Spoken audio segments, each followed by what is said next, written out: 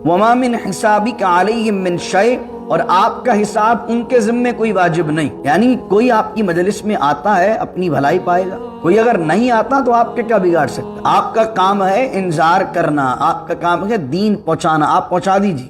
جس پر اللہ نے کرم کیا ہوگا وہ دین لے لے گا، جس پر کرم نہیں ہوگا تو وہ دین نہیں لے گا. تو اگر نہیں آتے تو کوئی مسئلہ نہیں. فَتَطْرُدَهُمْ فَتَكُونَ مِنَ الظَّالِمِينَ، تو اگر خدا نخواستہ بالفرض محال ایگزامپل دیتے ہوئے اللہ کہہ رہا ہے فَتَطْرُدَهُمْ، اور اگر آپ نے انہیں دھتکارا، آپ نے انہیں دور کر دیا، یہ بالفرض بات ہو رہی ہے. فَتَكُونَ مِنَ الظَّالِمِينَ، تو آپ ظلم کرنے والوں میں سے ہو جائیں گے. وَكَذَلِكَ فَتَنَّا بَعْضَهُمْ بِبَعْضٍ لِيَقُولُوا أَهَٰؤُلَاءِ مَنَّ اللَّهُ عَلَيْهِم مِّن بَيْنِنَا أَلَيْسَ اللَّهُ بِأَعْلَمَ بِالشَّاكِرِينَ. اب یہ پھر ان امیروں کی جن کو اپنے پیسوں پر ناز تھا، تکبر تھا، دوبارہ پھر ان کی بات ہو رہی ہے. اور اس زمانے کے اندر بھی آپ اس طرح کا رویہ دیکھیں گے. اس زمانے میں کیا تھا کہ غریب آدمی جب کسی کو دعوت دینے جاتا دین کی تو وہ امیر کہتے کہ اب ہماری یہ نوبت آ گئی ہے کہ اب تم سے دین سیکھیں گے.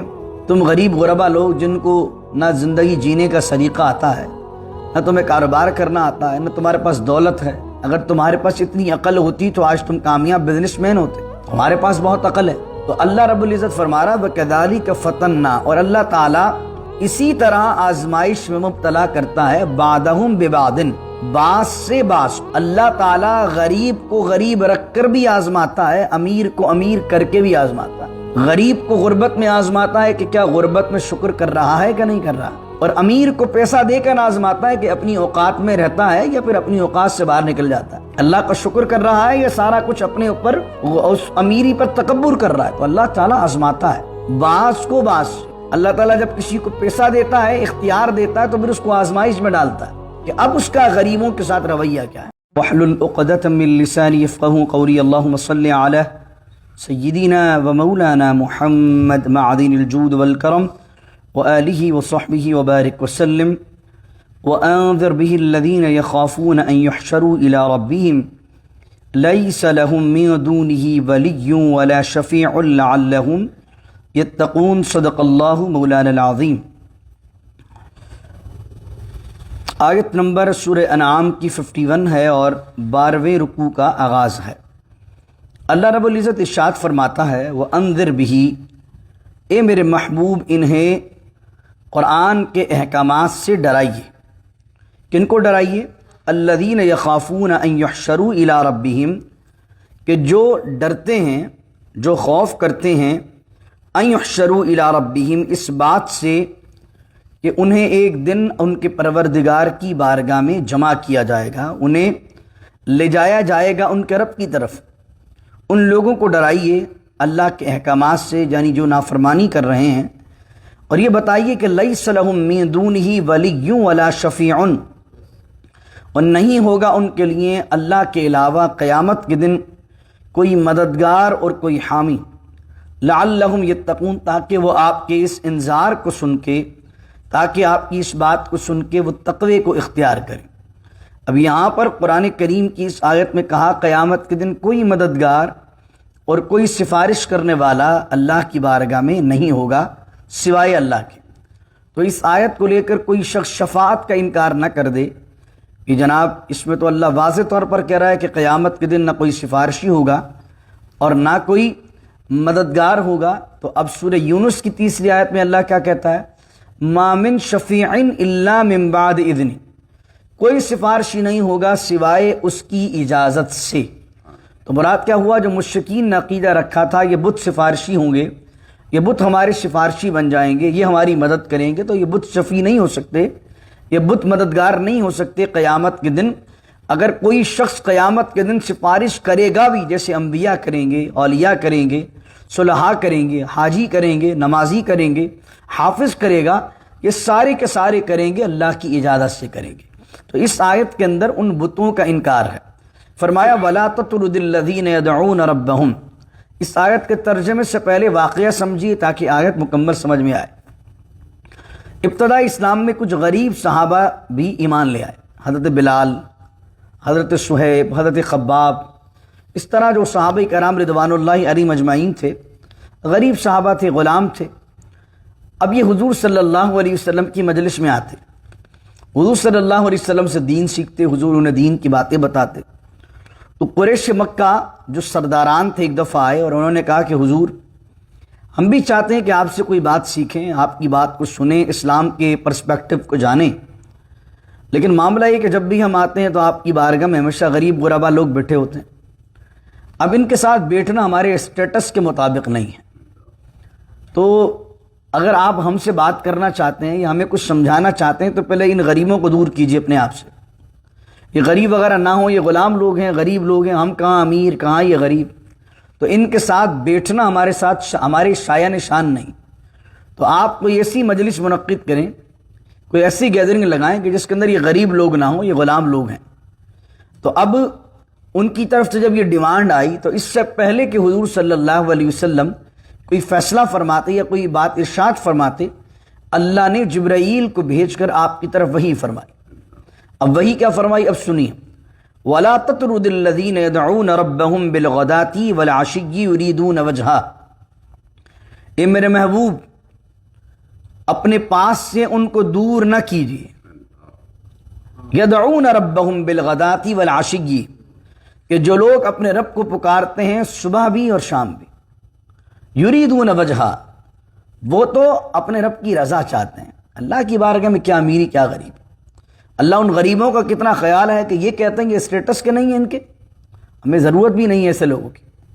آپ انہیں نہ دور کیجئے جو آپ کی بارگاہ میں. یدعون ربہم بالغداۃ، ان کی شان کیا ہے، بالغداۃ، صبح بھی اٹھتے ہیں تو اللہ کا نام لیتے ہیں، والعشی، شام میں بھی اللہ کا نام لیتے ہیں. کس لیے لیتے ہیں، یریدون وجہا، وہ چاہتے ہیں اللہ کا چہرہ، مراد وہ چاہتے ہیں اللہ کی رضا. اور پھر اللہ کہہ رہا ہے اے حبیب آپ بوجھ بھی محسوس نہ کیجئے، کیونکہ ما علیک من حسابہم من شیء، آپ کے ذمے ان کا کوئی حساب واجب نہیں. وما من حسابک علیہم من شیء، اور آپ کا حساب ان کے ذمے کوئی واجب نہیں. یعنی کوئی آپ کی مجلس میں آتا ہے اپنی بھلائی پائے گا، کوئی اگر نہیں آتا تو آپ کے کیا بگاڑ سکتا ہے. آپ کا کام ہے انذار کرنا، آپ کا کام ہے دین پہنچانا، آپ پہنچا دیجیے. جس پر اللہ نے کرم کیا ہوگا وہ دین لے لے گا، جس پر کرم نہیں ہوگا تو وہ دین نہیں لے گا. تو اگر نہیں آتے تو کوئی مسئلہ نہیں. فتطردہم فتکون من الظالمین، تو اگر خدا نہ خواستہ بالفرض محال، ایگزامپل دیتے ہوئے اللہ کہہ رہا ہے فتطردہم، اور اگر آپ نے انہیں دھتکارا، آپ نے انہیں دور کر دیا، یہ بالفرض بات ہو رہی ہے، فتکون من الظالمین، تو آپ ظلم کرنے والوں میں سے ہو جائیں گے. وَكَذَلِكَ فَتَنَّا بَعْضَهُمْ بِبَعْضٍ لِيَقُولُوا أَهَٰؤُلَاءِ مَنَّ اللَّهُ عَلَيْهِمْ مِن بَيْنِنَا أَلَيْسَ اللَّهُ بِأَعْلَمَ بِالشَّاكِرِينَ. اب یہ پھر ان امیروں کی جن کو اپنے پیسوں پر ناز تھا، تکبر تھا، دوبارہ پھر ان کی بات ہو رہی ہے. اور اس زمانے کے اندر بھی آپ اس طرح کا رویہ دیکھیں گے. اس زمانے میں کیا تھا کہ غریب آدمی جب کسی کو دعوت دینے جاتا دین کی تو وہ امیر کہتے کہ اب ہماری یہ بات نوبت آ گئی ہے کہ اب تم سے دین سیکھیں گے. تم غریب غربا لوگ جن کو نہ زندگی جینے کا سلیقہ آتا ہے، نہ تمہیں کاروبار کرنا آتا ہے، نہ تمہارے پاس دولت ہے. اگر تمہارے پاس اتنی عقل ہوتی تو آج تم کامیاب بزنس مین ہوتے. تمہارے پاس بہت عقل ہے. تو اللہ رب العزت فرما رہا وَكَذَلِكَ فَتَنَّا، اور اللہ تعالیٰ اسی طرح آزمائش میں مبتلا کرتا ہے بعضہم ببعض، بعض سے بعض کو. اللہ تعالیٰ غریب کو غریب رکھ کر بھی آزماتا ہے، امیر کو امیر کر کے بھی آزماتا ہے. غریب کو غربت میں آزماتا ہے کہ کیا غربت میں شکر کر رہا ہے کہ نہیں کر رہا، اور امیر کو پیسہ دے کر آزماتا ہے کہ اپنی اوقات میں رہتا ہے یا پھر اپنی اوقات سے باہر نکل جاتا ہے.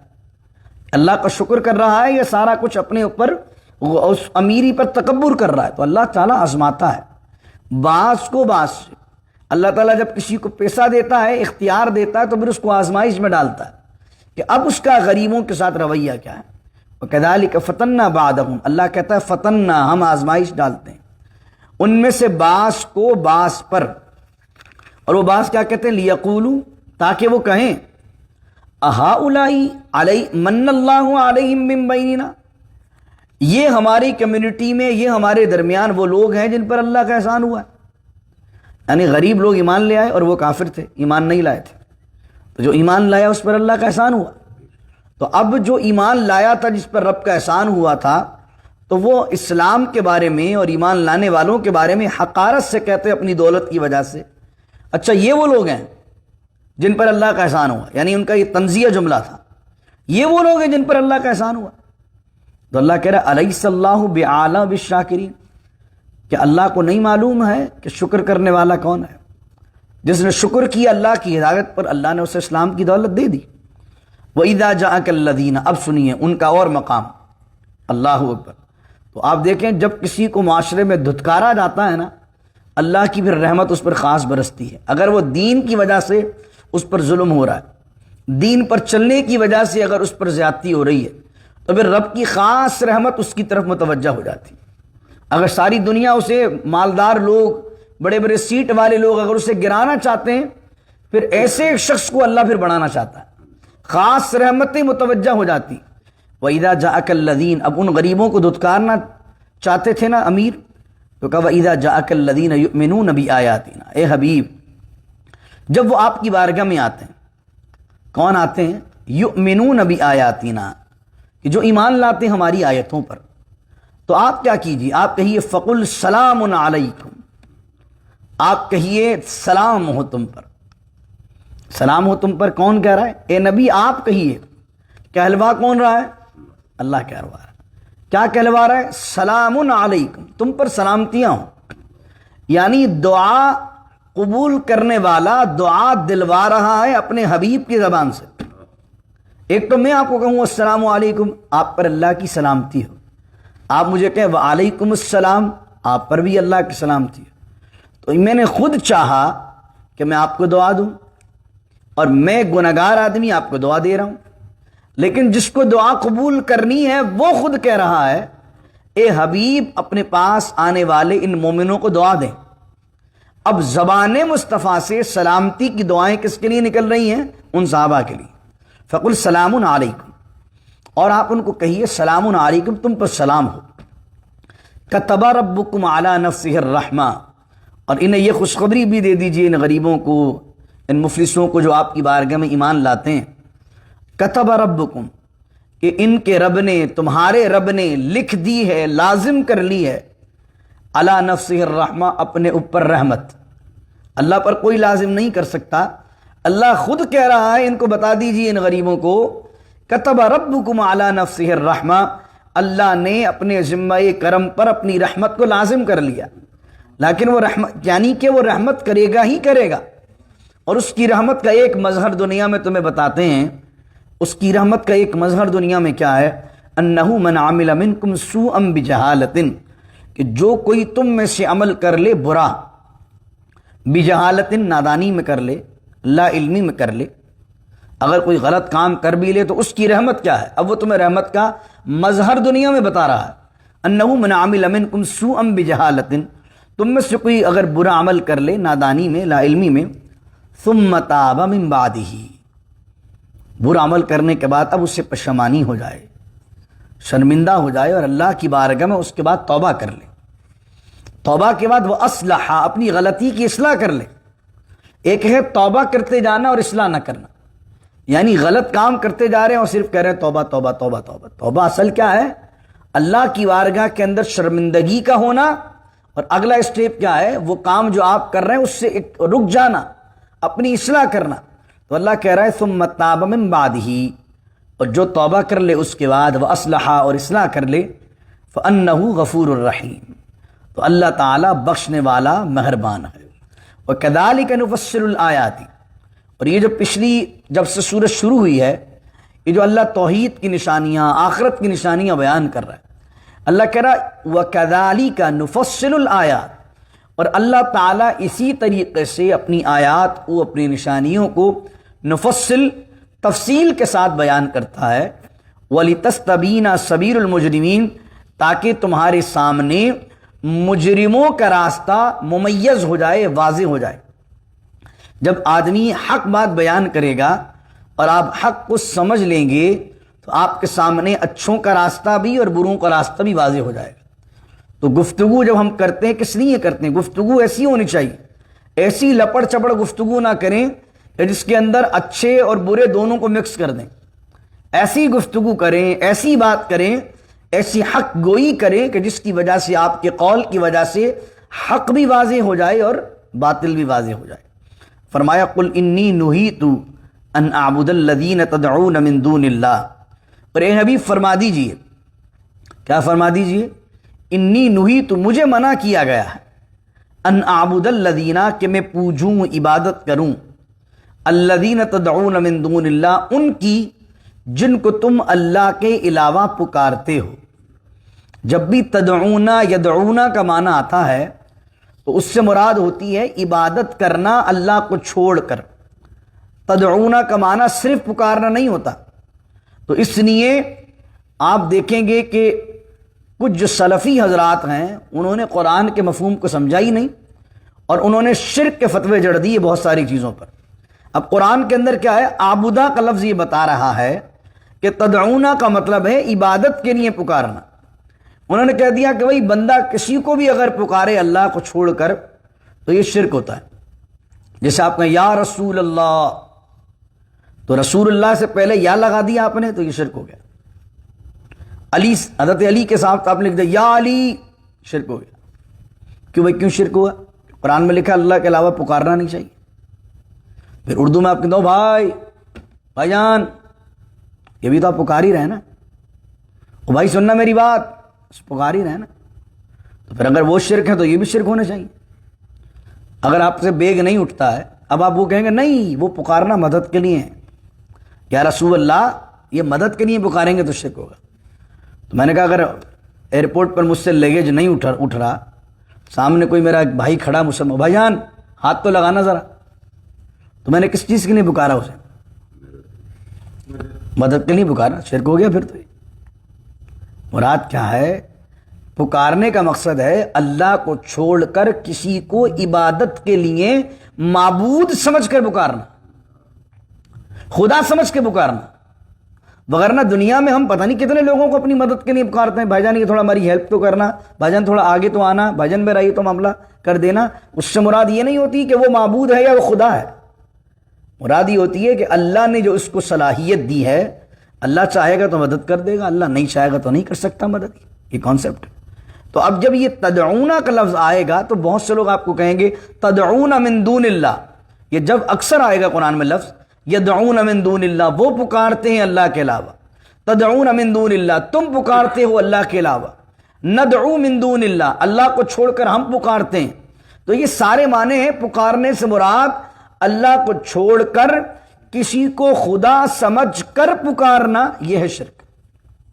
اور یہ بات بیان کر دی میں نے، سمجھائی اس لیے کیونکہ اس طرح کی جب آیتیں ایک عام آدمی کے سامنے پڑھی جاتی ہیں وہ بیچارہ، اس لیے آپ دیکھیں گے بہت سی مسجدوں کے اندر یا اللہ یا محمد لگا ہوا نہیں ہوتا، یا اللہ یا رسول اللہ وہ نہیں، لوگ نہیں لکھتے۔ کچھ مسجدیں ایسی تھیں پاکستان میں جہاں پر پہلے اہل سنت نے بنائی تھیں، اہل سنت کی انتظامیہ تھی، وہاں پر تو محراب کے اندر نام لکھا ہوا تھا یا اللہ یا رسول اللہ، محراب کے اندر اوپر نام لکھے ہوتے ہیں نا، یا مسجد کے باہر لکھا ہوتا یا اللہ یا محمد۔ تو کیا ہوا، کچھ انتظامیہ کے اندر ایسے لوگ آ گئے جو سلفی تھے، انہوں نے مسجد کے اندر کچھ تھوڑا تھوڑا ابتدا میں چندہ دینا شروع کیا اور آہستہ آہستہ انتظامیہ میں داخل ہو گئے۔ اس کے بعد مسجدوں کے اندر اپنے عقیدے کو پروموٹ کرنے کے لیے اس کو ٹیک اوور کیا، اور بہت سی مساجد پر ایسے لوگوں کا قبضہ بھی ہو گیا۔ جب ان کا قبضہ ہو گیا اور وہ ڈاکومنٹیشن وغیرہ بھی انہوں نے بنا لی، تو مسجدوں میں جہاں جہاں یہ لکھا تھا یا اللہ یا رسول اللہ تو یا مٹا دیا انہوں نے، یا باقاعدہ اس کو مٹایا، یا محمد کہیں لکھا ہوا تو یا مٹا دیا۔ ان سے کہا یار لکھا ہوا تھا یا رسول اللہ یا محمد کیوں مٹایا صلی اللہ علیہ وسلم؟ تو وہ کہہ رہے ہیں شرک ہو رہا ہے۔ بھائی شرک کیسے ہو رہا ہے؟ انہوں نے کہا یہ جو یا لگا دیا گیا ہے نا، اس وجہ سے کیا ہو رہا ہے، غیر اللہ کو پکارنا پایا جا رہا ہے۔ رسول اللہ بھی غیر اللہ ہے، حضرت علی بھی غیر اللہ ہے، یا کوئی اور بھی غیر اللہ ہے۔ جب یہ غیر اللہ ہے تو ان کو پکارنا شرک ہوا، اس لیے مسجد میں شرک لکھا ہوا تھا تو ہم نے یا مٹا دیا، اور پھر وہ دلیل کہ ان سے مانگی تو دلیل وہ یہی دیتے ہیں۔ تو اس لیے یا غوث پاک یا علی یا رسول اللہ یہ کہنا سب جائز ہے، اور قرآن کریم کی آیت یہ پیش کر کے ان کو ناجائز کہنا یا ان کو شرک بتانا، یہ ایک بہت بڑی جہالت ہے، مس کنسیپشن ہے، جس کو سمجھنے کی بڑی عادت ہے۔ ہاں اگر کوئی اس عقیدے سے غوث پاک کو یا غوث پاک کہتا ہے کہ اللہ کو چھوڑ کر میں غوث پاک کو معبود مانتا ہوں، خدا مانتا ہوں، تو شرک عین ہے، کفر ہے۔ اگر کوئی اللہ کو چھوڑ کر رسول اللہ کو خدا مان کر یا رسول اللہ کہتا ہے، شرک ہے۔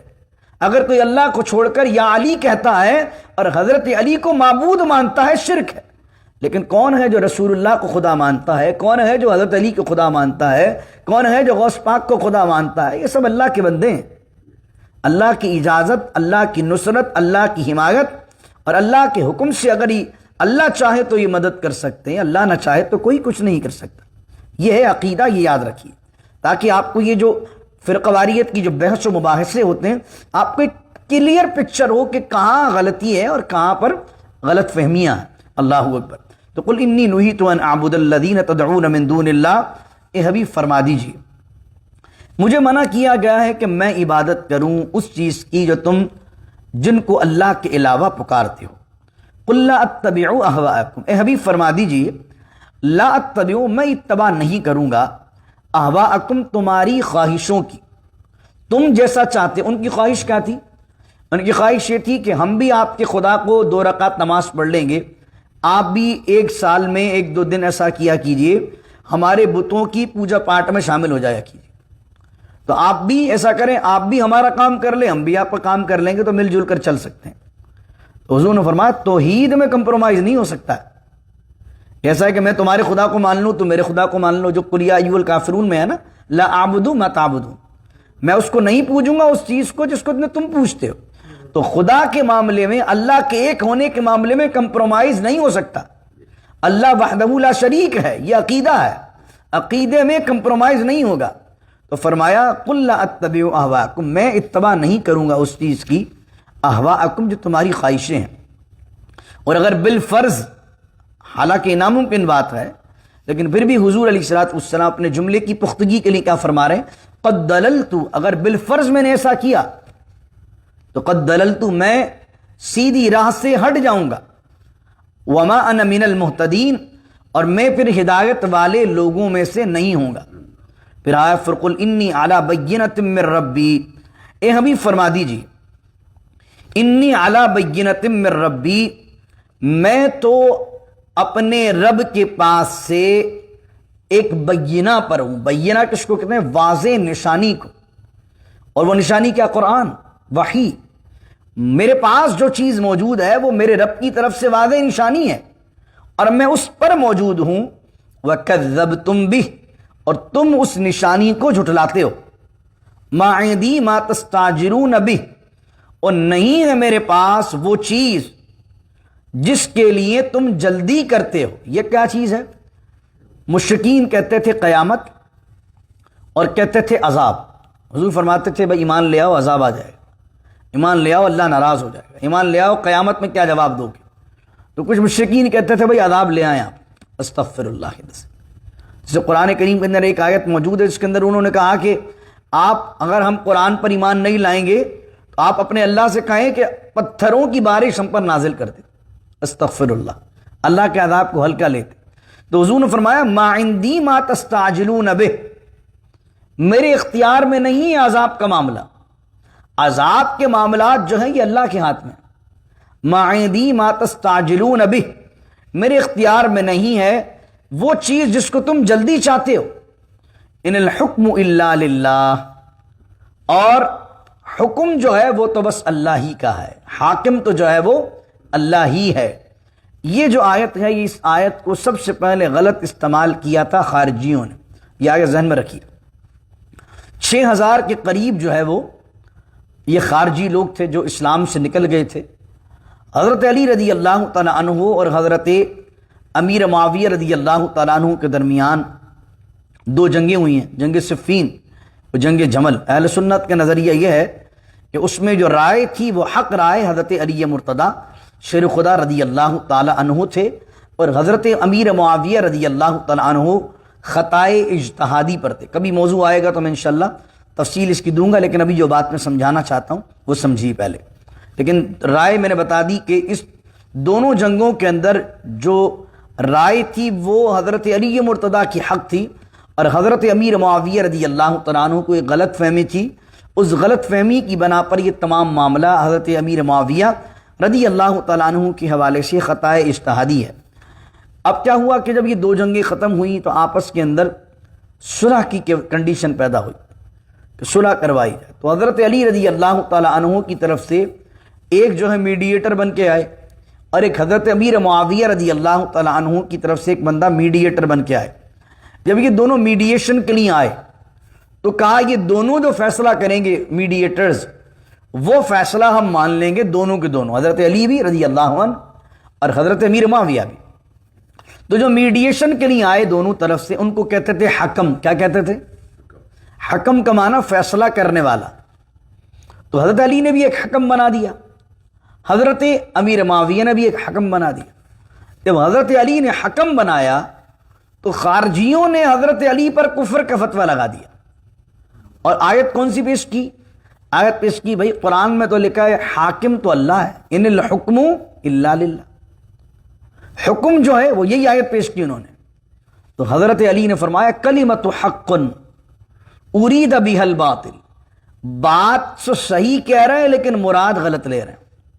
آیت تو قرآن کی صحیح پڑھ رہے تھے نا، ان الحکم الا للہ، لیکن آیت کو غلط جگہ کوٹ کر رہے تھے، اس کا غلط معنی بیان کر رہے تھے۔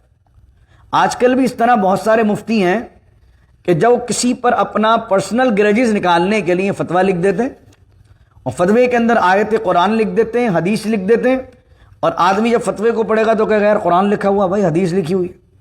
بھائی قرآن تو سچا ہی لکھا ہوا ہے، حدیث بھی سچی لکھی ہوئی ہے، لیکن وہ قرآن و حدیث کو جس طریقے سے امپلیمنٹ کیا جا رہا ہے اس کی مراد غلط لی جا رہی ہے، اس قرآن و حدیث کو اپنے غلط مطلب کے لیے استعمال کیا جا رہا ہے۔ خارجیوں نے کیا کیا؟ آیت قرآن کی پڑھی جو پڑھی ہم نے ابھی، ان الحکم الا للہ۔ تو حضرت علی رضی اللہ تعالیٰ عنہ تک جب یہ خبر پہنچی کہ وہ حضرت علی کو کافر کہہ رہے ہیں، تو کافر کے فتوے ہم جیسے لوگوں پر نہیں لگے، حضرت علی پر بھی خارجیوں نے لگائے رضی اللہ تعالیٰ عنہ۔ اور حضرت علی نے کہا ارے عقل کے اندھوں، تم جانتے ہو علی کا کیا مقام ہے؟ علی وہ ہے جس کے بارے میں حضور نے فرمایا انا مدینۃ العلم وعلی بابھا، میں علم کا شہر ہوں، علی اس کا دروازہ ہے۔ تم علی کو قرآن سمجھانا چاہتے ہو، جس نے قرآن سمجھا رسول اللہ کی زبان سے صلی اللہ علیہ وآلہ وسلم۔ حضرت علی نے فرمایا، پھر آپ نے دلائل دیے، اور بھی کافی دلائل علماء نے دیے، کہا کہ پھر اس کے بارے میں تم کیا کہو گے جب اللہ نے 5ویں سپارے میں فرمایا ہے وَإِنْ خِفْتُمْ شِقَاقَ بَيْنِهِمَا فَابْعَثُوا حَكَمًا مِّنْ أَهْلِهِ وَحَكَمًا مِّنْ أَهْلِهَا۔ ہم پڑھ چکے ہیں 30 رکوع میں 5ویں سپارے میں کہ اگر میاں بیوی کے درمیان جھگڑا ہو جائے اور آپس میں بننے کی اور نبھنے کی صورتحال پیدا نہیں ہو رہی ہو تو کیا ہو، ایک شوہر کی طرف سے حاکم بن کے آئے اس کی فیملی کی طرف سے، اور ایک عورت کی طرف سے حاکم بن کے آئے۔ تو قرآن تو خود بندے کو حاکم بنا رہا ہے، حاکم بنایا نہیں بنایا؟ پھر قرآن دوسری جگہ کہتا ہے فَلَا وَرَبِّكَ لَا يُؤْمِنُونَ حَتَّى يُحَكِّمُوكَ، اے حبیب یہ اس وقت تک مومن نہیں ہو سکتے جب تک آپس کے جھگڑوں میں آپ کو حاکم نہ بنا لے۔ پھر قرآن کریم میں کوئی جگہ کہتا وَإِذَا حَكَمْتُمْ بَيْنَ النَّاسِ أَن تَحْكُمُوا بِالْعَدْلِ، اور جب تم لوگوں کے درمیان فیصلہ کرو تو عدل کے ساتھ فیصلہ کرو۔ تو اللہ تو خود اپنی عطا سے بندے کو حاکم بنا دیتا ہے، بندہ بھی حکم کر سکتا ہے، بندہ بھی فیصلہ کر سکتا ہے۔ یہ ججز جتنے بھی ہوتے ہیں کیا کرتے ہیں؟ فیصلہ کرتے ہیں نا۔ اصل تو جج کون ہے؟ اللہ ہے، لیکن اللہ کی عطا سے بندے بھی بن جاتے ہیں نا۔ تو انہوں نے حضرت علی کو کہا نہیں، آپ معاذ اللہ آپ نے شرک کیا، کفر کیا۔ حضرت علی مرتضیٰ شیر خدا کرم اللہ وجہہ الکریم کی جو شہادت ہوئی ہے، وہ شہادت بھی اسی فتنے کے باعث ہوئی ہے۔ خارجی اس معاملے پر آپ کو معاذ اللہ مومن نہیں سمجھتے تھے، اور پھر انہوں نے خارجیوں کے ایک بندے نے 19 رمضان کو حضرت علی مرتضیٰ شیر خدا کرم اللہ وجہہ الکریم پر جو ہے وہ حملہ کیا۔ تو یہ جو مذہبی جنونیت ہوتی ہے، یہ سب سے پہلے اس جنونیت کے اندر حملہ کرنے والے حضرت علی پر رضی اللہ تعالیٰ عنہ پر خارجی تھے۔ تو یہ جو مسلمانوں پر چھوٹی چھوٹی باتوں پر شرک کہنا، اور یہ اس دور کے اندر بھی لوگ کرتے ہیں۔ اس غوث اعظم، تو غوث اعظم کہنا شرک ہے۔ غریب نواز کہنا شرک ہے۔ کیوں بھائی، کیوں شرک ہے؟ غریب نواز کا مطلب ہوتا ہے غریبوں کو نوازنے والا۔ غریب نواز تو اللہ ہے، آپ نے خواجہ معین الدین کو کہہ دیا، شرک ہو گیا۔ غوث اعظم سب سے بڑا مددگار سب سے بڑا مددگار تو اللہ ہے. آپ نے عبد القادر جیلانی کو کہہ دیا شرک ہو گیا. داتا کہنا شرک ہے. گنج بخش کہنا شرک ہے. گنج شکر کہنا شرک ہے. یعنی چھوٹی چھوٹی باتوں کو شرک, اور پھر اس کو مینیپولیٹ کرنا, اس کو غلط اس کی تفسیر کرنا. اب آدمی سے پوچھے اچھا تم بتاؤ بھائی معین الدین کو تم کہتے ہو رضی اللہ عنہ, خواجہ معین الدین کو کہتے ہو غریب نواز. اب سامنے والے سے پوچھیں اچھا تم بتاؤ بھائی غریبوں کو کون نوازتا ہے؟ انڈرسٹوڈ بات ہے. آدمی کیا کہے گا کون نوازتا ہے؟ اللہ ہی نوازتا ہے نا. تو آپ کہیں گے جب اللہ نوازتا ہے تو خواجہ معین الدین کو غریب نواز کہنا کیا ہوا؟ اب بندے جس کو عقل چھوٹی ہے, جس کو پتہ ہی نہیں ہے کیا معاملہ ہے, ہاں یار بات تو تمہاری صحیح ہے. ارے خدا کے بندے, غریب نواز کو یعنی معین الدین اجمیری کو اللہ نے دیا, اور انہوں نے اللہ کو اللہ کے دیے سے انہوں نے مخلوق کو دیا, تو اللہ کی عطا سے دیا. یعنی جس طریقے سے آج اگر کوئی امیر آدمی لاکھوں ڈالر غریبوں بانٹ دیتا تو ہم کیا کہتے ہیں یار غریبوں کو بہت بانٹنے والا ہے, بہت جو ہے وہ چیریٹی کرتا ہے, بہت بانٹتا ہے. اس کو بھی تو کہتے ہیں نا غریبوں کی ہیلپ کرنے والا ہے. اب بتائیے غریبوں کی اصل مدد کرنے والا کون ہے؟ اللہ ہے. تو پھر کسی امیر آدمی کو یہ کہنا کہ غریب کی مدد کر رہا ہے تو شرک ہے. کوئی یہ کہہ دے کہ میں نے 4 غریب لوگوں کے گھر کے اندر یہ معاملہ کروایا تو یہ بھی شرک ہو گیا. تو جناب یہ تمام کانسیپٹ امت کو گمراہ کیے جاتے ہیں, ولیوں سے متنفر کیا جاتا ہے. غوث پاک کہنا شرک, غریب نواز کہنا شرک. اتنے شرک کر دیں کہ تو پھر مجھے بتائیے امت میں مسلمان رہے گا کون؟ استغفر اللہ العظیم. تو پتہ چلا یہ وہی طبیعت ہے جو خارجیوں کی طبیعت تھی. یہ بار بار پر شرک کے فتوے لگا دینا, یہ وہی نیچر ہے جو خارجیوں نے حضرت علی پر لگائی کہ انہوں نے بندے میں سے ایک بندے کو میڈیشن کے لیے بھیجایا اور کہا تو میری طرف سے حاکم ہے, اور انہوں نے کہہ دیا نہیں آپ نے شرک کر دیا کیونکہ حاکم تو اللہ ہوتا ہے. تو یہ جو نیچر ہے یہ آج کی نہیں, یہ نیچر آ رہی ہے خارجیوں کے زمانے سے, حضرت علی کے دور کی طرف سے. پتہ یہ چلا کہ اگر غریب نواز جناب معین الدین کو کہا جائے, غوث اعظم جناب عبد القادر جیلانی کو کہا جائے, اگر جناب گنج بخش داتا علی حجویری کو کہا جائے, اس سے مراد یہ ہوتی ہے کہ یہ سب بندے ہیں, اللہ کے برگزیدہ ہیں, اللہ کے اولیاء ہیں. اللہ نے جو ان کو اختیار دیا, جو طاقت دی, انہوں نے اپنے وقت میں غریبوں کی مدد کی. اللہ رب العزت کی تائید و نصرت سے یہ مدد فرماتے ہیں. اس وجہ سے یہ سارے القابات ان کی طرف ہیں. اصل میں تو مدد کرنے والا کون ہے؟ میرا اللہ ہے. اس کی اجازت سے, اس کے حکم سے ہی سب کچھ ہوتا ہے. تو یہ جملہ میں نے اس لیے بتایا کہ آیت تو خارجیوں نے قرآن کی پڑھی تھی, لیکن مراد غلط لے کر کس کو فتویٰ دیا؟ حضرت علی مرتضیٰ شیر خدا کو. پھر فرمایا یقص الحق وهو خیر الفاصلین, اور اللہ تعالی حق بیان کرتا ہے, وہ خیر الفاصلین, اور وہ سب سے بڑھ کر بہترین فیصلہ کرنے والا ہے. آخری آیت پڑھتے ہیں انشاءاللہ, پھر باقی کل پڑھیں گے. 58 آیت ہے. قل لو ان عندی ما تستعجلون به لقضی الامر بینی وبینکم. اے حبیب فرما دیجیے, لو ان عندی, اگر میرے پاس اختیار ہوتا, ما تستعجلون به, کہ جس کی تم عجلت کر رہے ہو, جلدی کر رہے ہو, لقضی الامر بینی وبینکم, تو ضرور میرے اور تمہارے درمیان اب تک فیصلہ ہو چکا ہوتا. واللہ اعلم بالظالمین, اور اللہ تعالیٰ خوب جانتا ہے ظالموں کو. کم و بیش 20 سے 25 تفاسیر میں یہی ترجمہ کیا گیا کہ حضور کہتے ہیں کہ اگر میرے پاس اختیار ہوتا عذاب دینے کا, تو ابھی تک تو کب کا ہمارے تمہارے درمیان فیصلہ ہو چکا ہوتا, عذاب آ چکا ہوتا. علامہ غلام رسول سعیدی صاحب نے اور حافظ ابن کثیر نے, سعیدی صاحب نے تبیان القرآن میں بھی اور تبیان الفرقان میں بھی, دونوں میں ایک بات لکھی ہے. ان کی ایک تحقیق ہے تو میں اس کو پیش کرتا ہوں, اور اسی پر آج کا درس کا اختتام کرتے ہیں. بات ان کی کافی ذوق والی ہے, تو اس لیے میں نے سوچا وہ گفتگو بھی کروں. ورنہ 25 سے 30 تفاسیر میں یہی بات لکھی ہوئی ہے کہ حضور کہہ رہے ہیں کہ اگر میرے پاس اختیار ہوتا تو کب کا میں عذاب لے کر آ جاتا. لیکن حضرت علامہ غلام رسول سعیدی صاحب نے ایک واقعہ لکھا کہ جب طائف میں حضور صلی اللہ علیہ وسلم پر معاذ اللہ پتھر برسائے گئے اور حضور دعوت دے کر آئے, تو جبرائیل امین فوراً آئے اور کہنے لگے یا رسول اللہ صلی اللہ علیہ وسلم, آپ مجھے حکم دیں. تو یہ جو 2 پہاڑوں میں جس قوم کی طرف آپ نے دعوت کو پیش کیا ہے اور انہوں نے رد کیا ہے, آپ حکم دیں تو اللہ تعالیٰ آپ کی عرض سے آپ کی دعا کو قبول فرمائے گا اور ان دونوں پہاڑوں کو ملا دے گا تاکہ اس کے درمیان رہنے والے آپس میں مر جائیں. اللہ اکبر. نبی کریم صلی اللہ علیہ وسلم نے فرمایا، جس کا مفہوم کہ میں تو اللہ سے رحم کی درخواست کرتا ہوں اور مجھے امید ہے کہ اللہ تعالیٰ ان کی نسلوں میں مسلمان پیدا فرمائے گا۔ تو علامہ سعیدی صاحب نے اور حافظ ابن کثیر نے یہ لکھا ہے کہ حضور علیہ السلام کو جب اختیار دیا بھی گیا تو حضور نے عذاب کو پسند نہیں فرمایا۔ سرکار دو عالم صلی اللہ علیہ وسلم نے عذاب کو پسند نہیں فرمایا۔ اور قرآن کی آیت کیا کہہ رہی ہے کہ حضور کہہ رہے ہیں اگر عذاب کے اختیار میرے پاس ہوتا تو میں کب کا عذاب لے آتا۔ تو حدیث کچھ اور کہہ رہی ہے اور قرآن کریم کی آیت کچھ اور کہہ رہی ہے، تو اس کے درمیان تطبیق کیا ہوگی، یعنی دونوں روایتوں کو آپ کس طرح لیں گے؟ تو علامہ سعیدی نے اس کے جواب میں یہ کہا ہے کہ بہتر اس کا ترجمہ یہ ہے کہ اب اس کو یوں کریں کہ قُلْ لَوْ أَنَّ عِنْدِي مَا تَسْتَعْجِلُونَ بِهِ لَقُضِيَ الْأَمْرُ بَيْنِي وَبَيْنَكُمْ وَاللَّهُ أَعْلَمُ بِالظَّالِمِينَ۔